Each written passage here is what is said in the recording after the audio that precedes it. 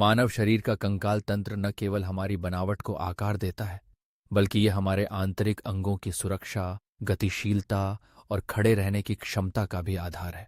Osteology यानी हड्डियों का अध्ययन इस पूरे ढांचे की जटिलता और चमत्कार को समझने की एक खिड़की है।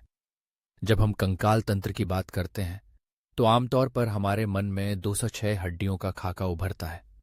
हर एक हड्डी अपने आकार, बनावट और कार्य के लिहाज से अनूठी है।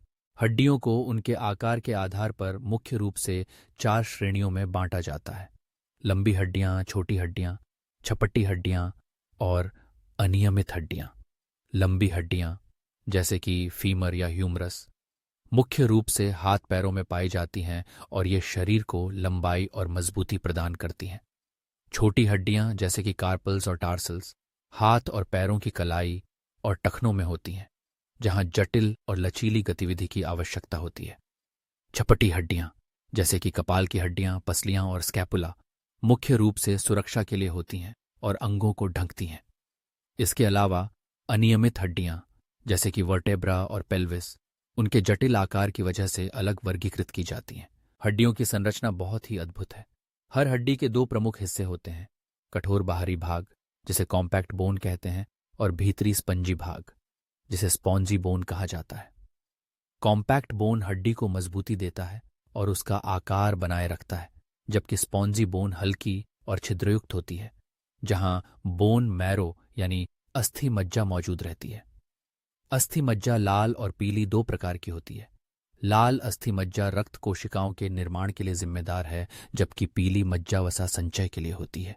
हड्डियों का विकास यानी ऑन्सिफिकेशन गर्भावस्था के दौरान ही शुरू हो जाता है। पहले ये हड्डियां उपास्थि यानी कार्टिलेज के रूप में रहती हैं और समय के साथ इनमें कैल्शियम और फॉस्फेट का जमाव होता है, जिससे ये कठोर बनती जाती हैं। ये प्रक्रिया जन्म के बाद भी किशोरावस्था तक चलती रहती है। हड्डियों पर मौजूद कुछ प्रमुख स्थल बिंदु जिन्हें लैंडमार्क्स कहा जाता है, जैसे कि ह्यूमरस की ग्रेटर ट्यूबरोसिटी या फीमर की ट्रोकांटर, न केवल मांसपेशियों के लगाव के लिए जरूरी हैं, बल्कि एक्सरे या अन्य इमेजिंग में इनकी पहचान से हड्डियों की स्थिति या चोटों का पता लगाया जाता है। रेडियोग्राफ्स यानी एक्सरे इमेजिंग में हड्डियों की पहचान उनके आकार, घनत्व और लैंडमार्क से की जाती है। उदाहरण के लिए कंधे के एक्सरे में क्लेविकल, स्कैपुला और ह्यूमरस के प्रमुख बिंदु स्पष्ट नजर आते हैं।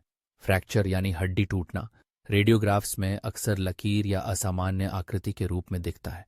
फ्रैक्चर के प्रकारों में ट्रांसवर्स फ्रैक्चर सीधे कट के समान, ऑब्लिक फ्रैक्चर तिरछे, स्पाइरल फ्रैक्चर घुमावदार और कम्युनिटेड फ्रैक्चर कई टुकड़ों में टूटना शामिल हैं।